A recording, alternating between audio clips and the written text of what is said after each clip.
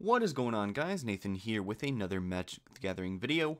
In this video, I wanted to show you guys this mono red commander deck that I put together here on Tapped Out.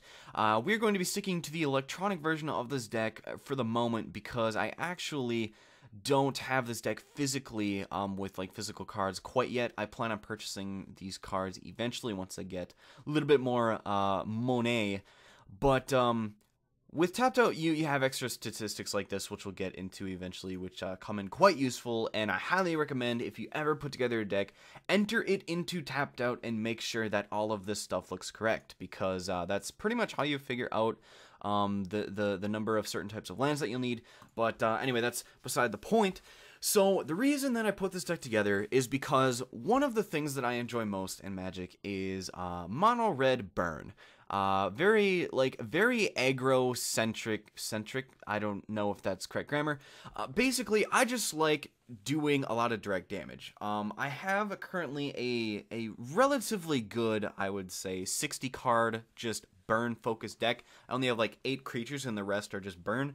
And like that deck is an absolute blast to play.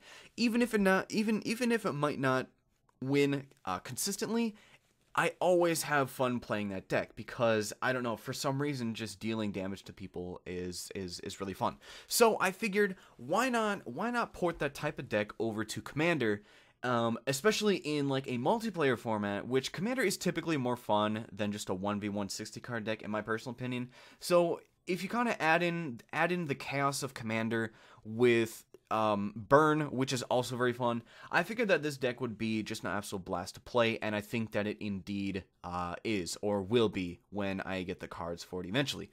Now, it is worth mentioning that this deck does cost approximately $55 on TCG. Like, TCG, I think, is actually a little bit more expensive. If you go to something like Puka Trade, which basically prices everything for what they're worth, instead of like retail like some of these websites, I got the deck to be worth about $45 to $50, so it's about a $5-ish, $7-ish difference. But this isn't, you know, one of those ridiculous $200 to $300 decks, but it's about average price. I mean, you're gonna spend a chunk of cash, but it's not gonna be anything major that you need to like save up for, I guess. Well, I mean, depending on your economical background, but that's beside the point. So, let's get into the deck. So, the commander for this deck is Heartless Hidetsugu. Now, this guy synergizes with burn very well, especially for this deck, I think, because basically, if you manage to tap him, so he's a 5 cost, so about average. That's the cost of like Freyalise and like Nahiri, the Planeswalkers for the Commander 2014 decks. So pretty much about a mid-range commander. If you tap him, he deals damage to each player. Now that does include yourself, but I'll get into that in a little bit. Equal to half that player's life total, rounded down. So if you manage to get this ability off while everybody still has, you know, 38 to like 40 life, you instantly dealt, even in like a 4-player match, you dealt 80 damage in one ability activate, and that is crazy. This guy is just absolutely has the potential to be absolutely broken in a multiplayer setting, and that's exactly why I chose him for my commander. Now, an additional kind of benefit to this guy is that he's cheap. Like I think he actually costs 23 cents, I think, on Puka Trade. And I think people tend to stay away from him because he does actually damage you as well. But the thing is that you can combo this commander's ability with 2 things. You can combo it with haste so that you can get it off as soon as you play him, so like he pretty much can't be countered. Or I mean, I suppose he can directly be countered. I'm not really sure the rules on it if like a commander would enter play, if that's considered a spell. But there's not a lot that people can do about this guy. So, okay, so you can combo him with haste to get that ability off really fast, but he works especially well if you have burn in your back pocket, which is exactly what this deck is built for. You should almost always have a card in your hand, assuming you have plenty of mana, you know, like a nice mana base of around, you know, 7 to 10, even up into the 13 or 15 range if you manage to draw a lot of land, that you can end up doing, you know, tens of damage to people. And if you manage to do that after this ability activates, you can finish people off really fast. Now, it is a little bit dangerous because once again he is doing damage to yourself, but I don't think like there's enough defense in the deck and enough sort of aggro offensive type of movement. I'm not really sure how to kind of explain that. I'm such like a Magic casual, which I don't know. I mean, obviously this deck is meant for casual play. Like don't go into like a serious setting thinking that you're going to win all the time, because you know, like this guy does deal damage to you as well. So that might not mean that you're going to win the game necessarily. There's nothing to prevent you from taking a lot of damage from aggro creatures, for example, but you're gonna end up dealing a lot of damage, which is what makes the deck really fun. So anyway, you've got a lot of fireballs in this deck in the deck to kind of finish people off once you manage to get this guy's ability off. At least, I mean, you probably get it off once or twice, to be honest, before he's probably killed or removed or something. But there's a lot of fireballs, so as you can see here, we've got a decent amount of sorceries, and most of these are like, so let's see, like, Blasphemous Act is a board wipe, you've got Blaze, which is just your average fireball, let's see, Bursts, that's a haste, so, let's see, board wipe, X damage, so another fireball, just a lot of stuff like this, and, so you tend to finish people off with Big Burn.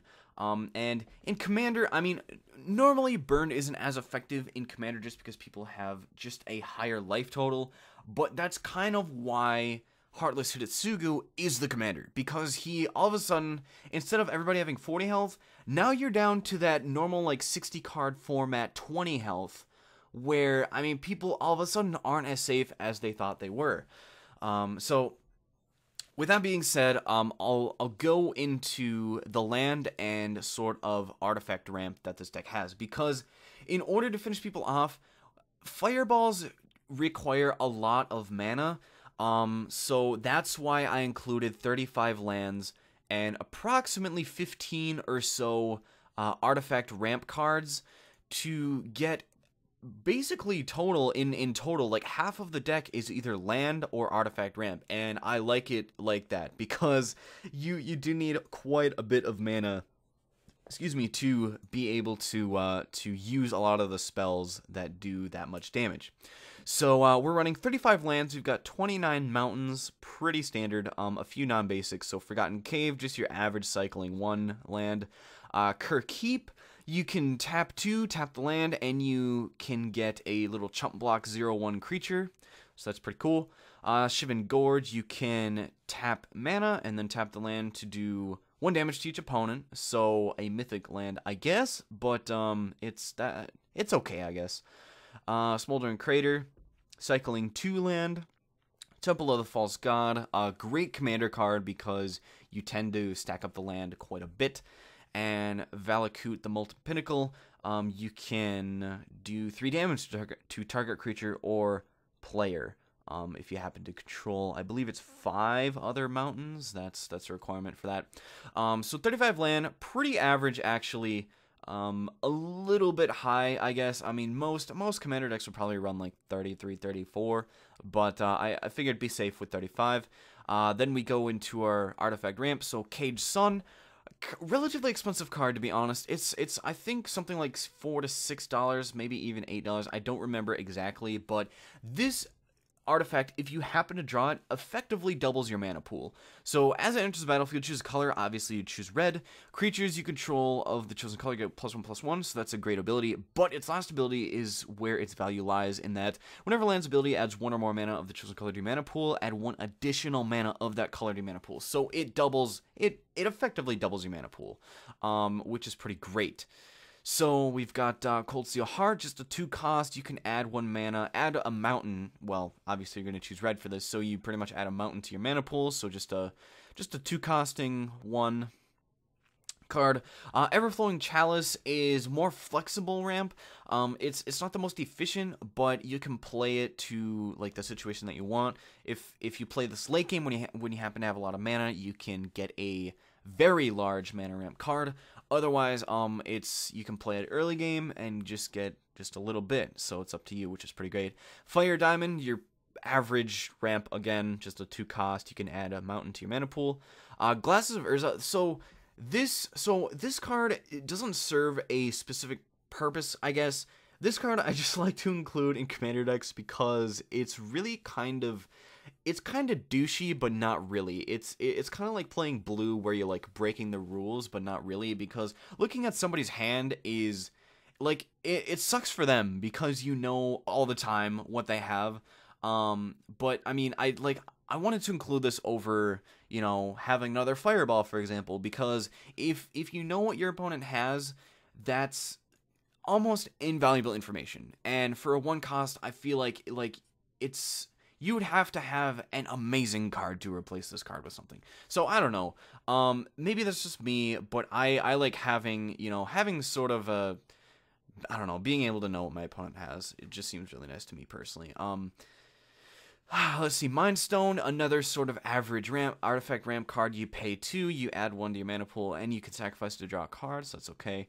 Mirari is, whenever you cast an instant or sorcery spell, you may pay 3 colorless. If you do, copy that spell, and then you may choose new targets for the copy. So this artifact once again synergizes with Burn, because if you are going to end up doing even like a moderate amount of damage, such as like 6 damage, for example, to a player, you can pay 3 colorless, which is like no problem at all. It really shouldn't be a problem with the amount of land and ramp in this deck, and you can copy that. So you're effectively multiplying that damage by 2, which is pretty great. Ruby Medallion, so just a 2-cost. Red spells rather that you cast cost 1 less to cast, so just your average medallion. Shrine of Burning Rage. This is, I mean, it's not ramp, but it's kind of a unique little card in that it costs 2 colorless at the beginning of your upkeep. Or whenever you cast a red spell, which is pretty frequently actually, because obviously it's a mono red deck. You can pay 3, and you sacrifice the Shrine of Burning Rage, and then it deals damage equal to the number of charge counters on it to target creature or player. So basically, you can just keep building this thing up for so many turns, and then you pay 3, sacrifice it, all of a sudden you might be sending, you know, 7 to 10 damage somebody's way, and you really only paid 2 colorless for it, which is pretty awesome. Well, in addition to the 3 colorless to tap it. Sisei's Ring, kind of an average ramp card again. It's a 4-cost. You add 2 colorless to your pool. Soul Ring, you pretty much can't have artifact ramp without Soul Ring. It's a 1-cost. Add 2 colorless to your mana pool. Pretty much the most efficient artifact ramp in the game. Strider Harness, I'll get into that later. Swiftfoot Boots, that too. Thran Dynamo, pretty efficient card, actually. 4 cost, you add 3 colors to your mana pool. This is actually a kind of a, well, in other sets, it's relatively expensive, but the Commander 14 version is only like $1, almost $2, I think, so relatively cheap. Unstable Obelisk, another classic Commander 2014 card, a 3-cost. You only add 1 to your pool, so it's not very efficient, but you get that added ability. You can pay 7, tap it, sacrifice it, and you destroy target permanent, so having a little bit of removal is somewhat nice. Golem's Eye, basically the same thing as Sisei's Ring. It's okay, mana ramp. 1 Power Stone, you pay 3, and you can add 2 colorless to your mana pool, but it enters tapped. So that's pretty great. So in total, you have about, you know, high 40s, almost 50 cards that are either land or artifact ramp. And that's kind of the similar composition to my green commander deck. Because, I mean, like, Commander is all about that late game. So you need, you know, having mana acceleration to reach your late game before other people is invaluable. And that's why I include so much of it in these decks. All right. So next, we'll actually get into, okay, so Hidetsugu synergizes with Pocket Burn and Haste. So I actually included 9 cards that give a creature haste either for like 1 turn, and then there's a few that actually just permanently says creatures you control have haste. So it's kind of a variation on how expensive they are, which is unfortunate because I'd rather have kind of cheap haste all around. But I mean, having like, so for example, if I had an enchantment, let's see, I believe I had a couple. Oh, I guess I took them out. All right, never mind. Something like Burst of Speed. So like this is really cheap haste that you could combo with Heartless Hidetsugu to just immediately get his ability off. Or there's something like Cyclops of Eternal Fury, which is an enchantment creature where you just always creatures you control have haste. And you can choose to keep this guy around so that you can keep, you know, playing creatures and just attacking with them right away. That's totally okay too. But I wanted to show you guys these. So there are 9 cards in total, and the probability of actually having a haste giving card in your hand is 1 in 11, because it's 9 divided by 99. I believe that's 1 in 11. I don't know, math. But that means that you will always, in a perfectly random world, you will always have a haste-giving card in your hand by approximately turn 3 if it wasn't in your opening hand, because that's you draw about 10 cards from your deck, and theoretically there should be 1 haste-giving card in your hand. Okay, so we've got Anger, so it's a 4-cost 2/2 with haste, but as long as it's in your graveyard and you control a mountain, so you pretty much just suicide this guy in and just always try to get him killed. Creatures you control have haste. So ideally this guy would be the best to be in your graveyard. Like he's the best haste card in this deck, because you can't really touch somebody's you can't really touch somebody's graveyard unless they might play like a Bojuku's Bog, in which case they would just exile all the cards from your graveyard. But this guy, hey, once he's in your graveyard, he's kind of an untouchable enchantment, and just having permanent haste would be really awesome. So if this guy's in your graveyard, you can play your commander and then, you know, get that ability off and do massive damage. Battle Rampart, so it's a 3-cost 1/3 with Defender. So kind of your average common, but you can basically tap him, so he'd have to be he'd have to be on the board for a turn before you would like to play Heartless Hidetsugu, but you can tap him, target creature gains haste until end of turn, so that's pretty great. Let's see, Cyclops of Eternal Fury, we already kind of covered. Creatures you control have haste, just kind of an enchantment creature. Goblin Bushwhacker, he's another sort of cheap haste card like Burst of Speed, where you can kick him, and you can give a creature +1/+0, and gains haste until end of turn. So you need approximately 7 mana, actually 7 mana exactly, if you wanted to play the commander and this guy in the same turn, which is pretty acceptable. I mean, most people have 7 mana by like turn 4, turn 5-ish, so that's definitely okay. Goblin Bushwhacker, and then we've got Ogre Battle Driver. So whenever another creature enters the battlefield under your control, that creature gets +2/+0 and gains haste until end of turn. Another great haste card. Urabrask the Hidden. This is actually a rather expensive card. I think it's like $6 on Puka Trade. So creatures you control have haste, so kind of another sort of enchantment type of thing going on there. And creatures your opponents control enter the battlefield tapped, and that is amazing. Obviously this guy, his haste ability is awesome because it combos with Heartless Hidetsugu, but creatures your opponents control enter tapped is awesome. That's great, and that's why he's really expensive actually, and why he's a mythic. So that's awesome. So, and then we've got a couple of artifact haste giving things. Strider Harness is equip creature gets +1/+1 and has haste, and you equip it for 1. So if this thing is on the field and you play Heartless Hidetsugu and you equip it for 1, you'd only need 6 mana to be able to get his ability off. Or if you didn't have it on the field, you would need 9, I think, which is somewhat acceptable as well. You've got Swiftfoot Boots, another classic Commander 2014 card. Equipped creature has hexproof and haste. This would be ideal, to be honest, because that way your commander couldn't be targeted, and you could just keep doing his ability and just fuck with people, basically. That's basically what you do. But, I mean, if you manage to equip this once Heartless Hidetsugu is on the board, like, massive damage is going to happen because he just can't be targeted, which is awesome. And you pretty much just hope for something like you hope that nobody plays a board wipe because he's going to do massive damage if he manages to have hexproof for a while. Let's see, so Swiftfoot Boots, and then finally, like I covered before, Burst of Speed is your just very cheap haste card. It's only good once, but you know, that's all you really need it for.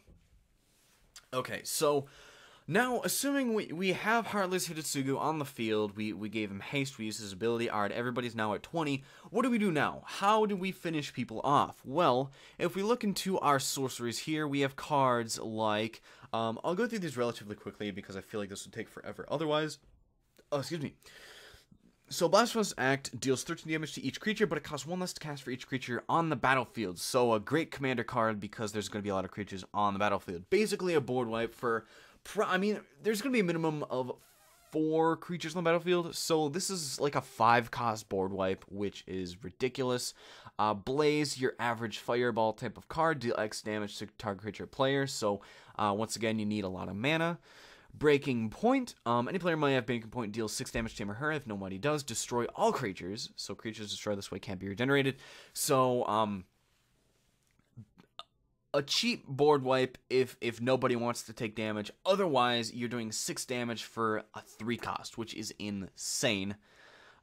Chain Reaction, so it'll do X damage to each creature where X is the number of creatures on the battlefield. So once again, there's probably going to be a minimum of 4 or 5 creatures on the battlefield. So all of a sudden, you're dealing 4 to 5 damage to each creature on the battlefield, which is devastating to pretty much everybody except, especially white and black, which tend to focus on either zombies or tokens.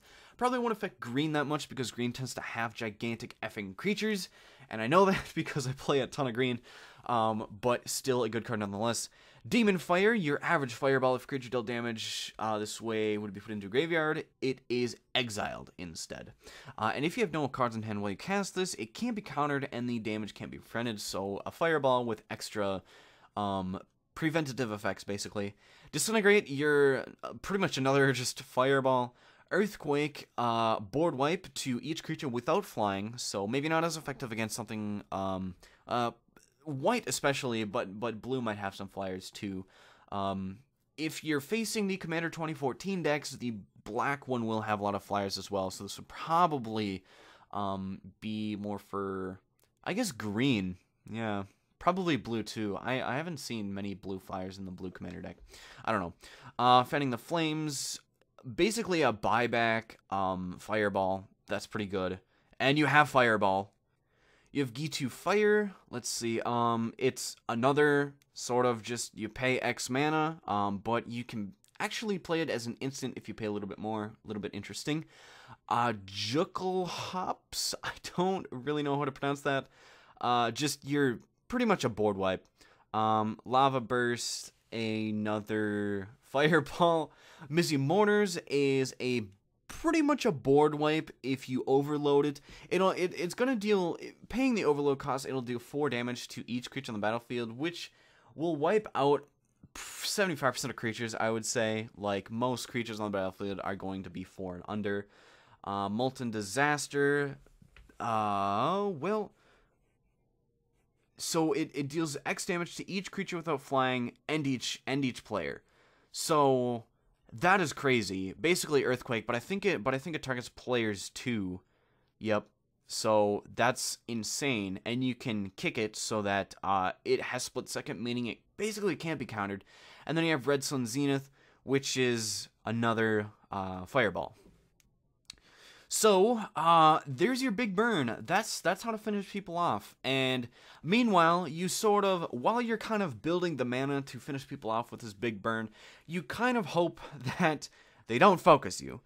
There are definitely some good creatures to come to your defense, but people might focus you just because they really hate that you managed to take away half of their health. So let's get into those creatures, which will be aiding you in defense. I already covered Angle and Battle Rampart. Oops. Bloodfire Colossus, an 8 cost. You can sacrifice him, and it will deal 6 damage to each creature and each player. Or it's just a 6/6. So rather expensive creature, to be honest, but he has the capability to be converted to burn. Pretty cool. Chandra's Phoenix, a 3 cost 2/2 with flying and haste, and whatever damage is dealt damage by a red instant or sorcery spell you control, which will happen quite often, I might mention.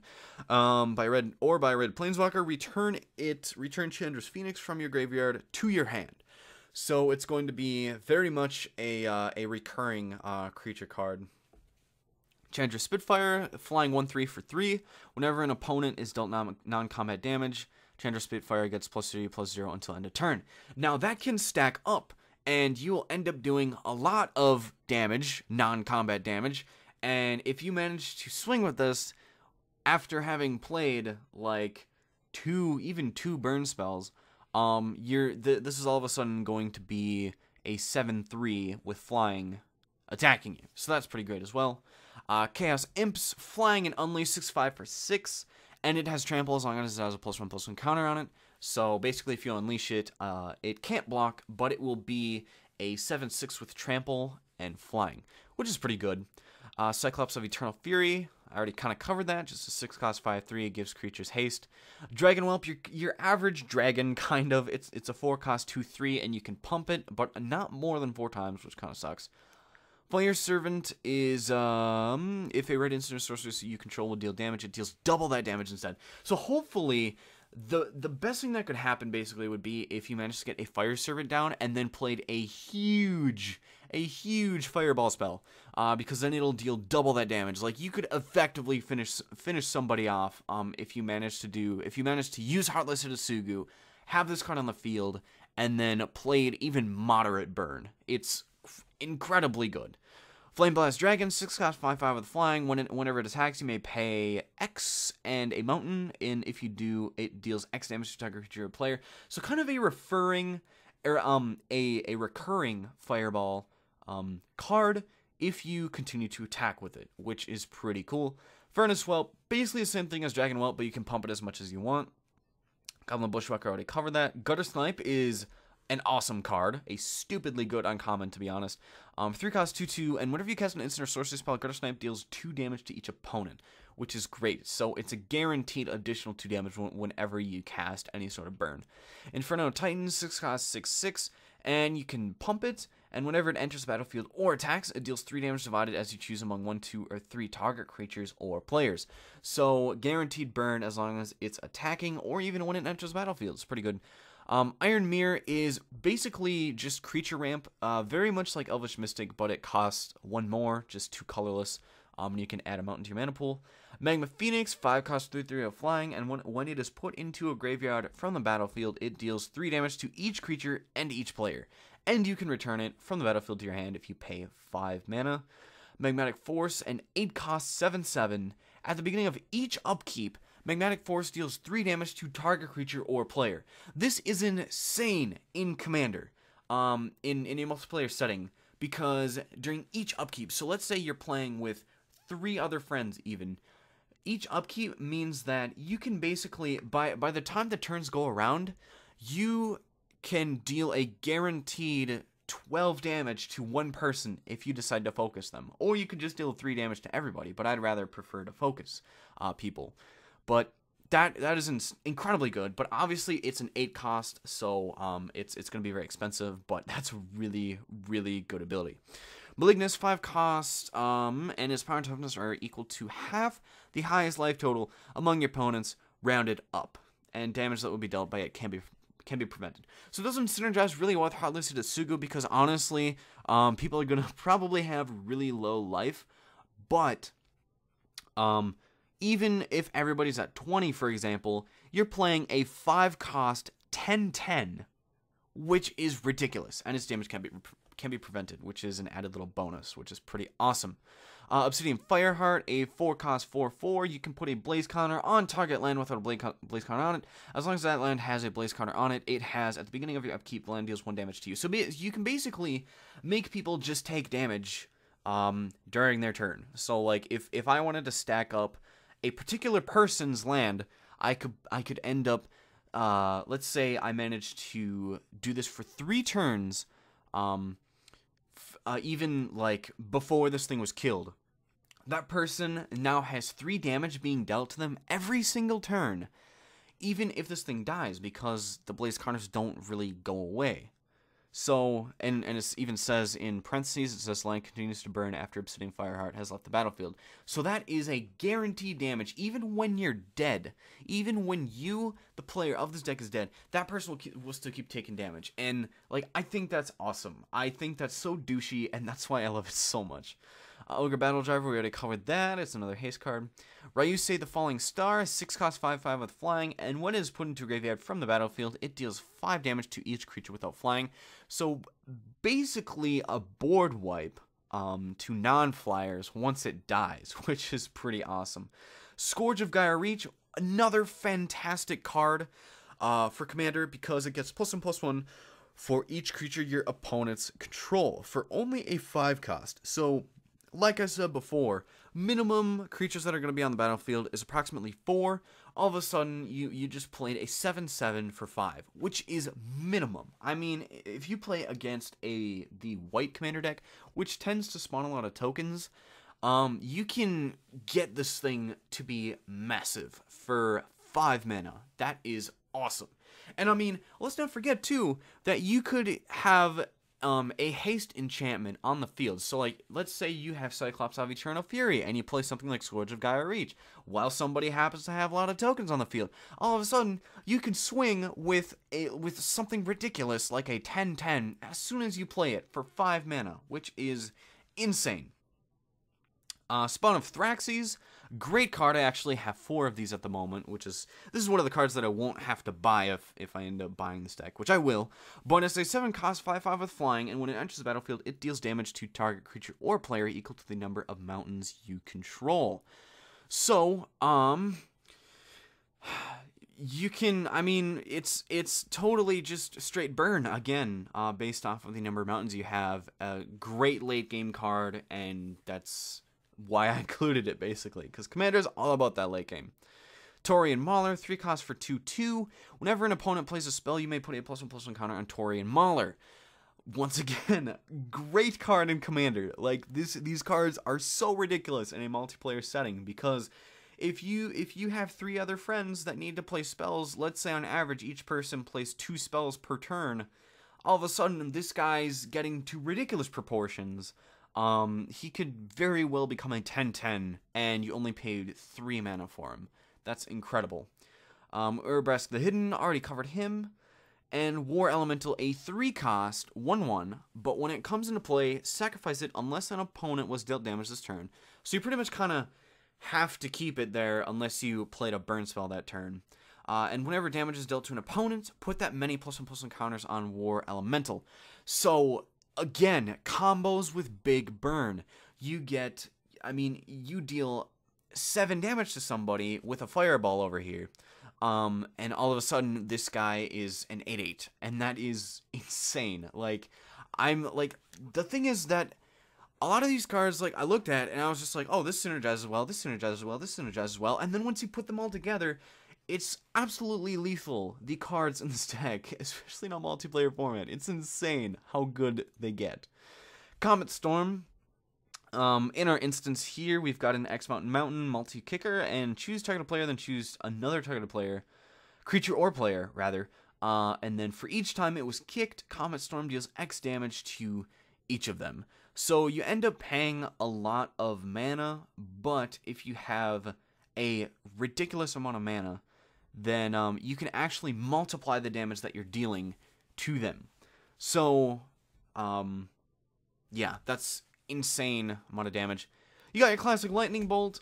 This is the only like small burn in the deck, to be honest. It's just I mean, it's classic lightning bolt. Like, who doesn't know lightning bolt? But I figured, you know, this like lightning bolt is probably the best card to have ever graced the color red in Magic the Gathering. So I mean, how can you not include it? It's just so versatile. Pulse of the Forge, a 3-cost. It'll deal 4 damage to target player. Then, if that player has more life than you, return it to your hand. So just once again, a recurring consistent 4 damage, very aggro-like. Reverberate you just copy a target instant or sorcery spell. So again, you just multiply some absolutely gigantic burn to deal a ton of damage, or you could actually just use it for defense. If somebody played, I don't know, if somebody wanted to counter something that you were doing, you could play this, and then you could counter the counter spell, or you could, you know, copy it for any sort of spell that somebody might play. Grave Mill, you want to get a creature back? Well, I'm going to get a creature back too. Just played Reverberate. It's just very good. Volcanic Geyser, X Mountain, and it'll deal X damage to target creature players. So it costs a little bit more than a Fireball sorcery, but it is an instant. Okay. So, with that stuff out of the way, and probably 90% of the viewers gone, we'll get into the kind of hardcore, not hardcore, that sounds weird and not appropriate. Some of the like stats. So you've got a very classic looking mana curve. A lot of these 1-costs are actually, and 2-costs actually, are from the fireball type of spells, because they only count cards that have cost with X in them as like the number of symbols that they have. So like, for example, Earthquake would be counted as a 1-cost card. So really, you could pretty much take almost all of these columns out except for the colorless ones, because these are you can pay any amount of mana for, so these might as well be out of here. So basically what you have is a curve that looks something like this. It looks like a nice little bell curve, which is exactly what you want your mana curve to look like. And really, if you end up getting into this like 10 mana zone, that's when these X spells come in handy, is when you can just do a ton of damage. And your average converted mana cost is 3.39, which is once again kind of inaccurate, because they're counting these as like 1 or 2, but I think if you probably calculated it out without all of the X spells, the average mana cost would probably be like 4 to 5, which is okay. You're gonna have a weak early game, but I mean, once again, once you get this Heartless Hidetsugu on the board, everything is so great. You just do so much damage. And that is the deck. So feel free to leave suggestions, but I think honestly I've got enough synergy here that everything is looking really good. But if you guys manage to catch something, or like you know a card that would be better than a specific card in the deck, let me know in the comment section below. And that is pretty much the video. So feel free to upvote the deck. I'm the only person that has upvoted it so far. So yeah, that's pretty much it, and I'll see you guys later. Feel free to leave a rating on the video, and feel free to subscribe and all that stuff. And I hope you guys have a nice day. So see you later. Bye-bye.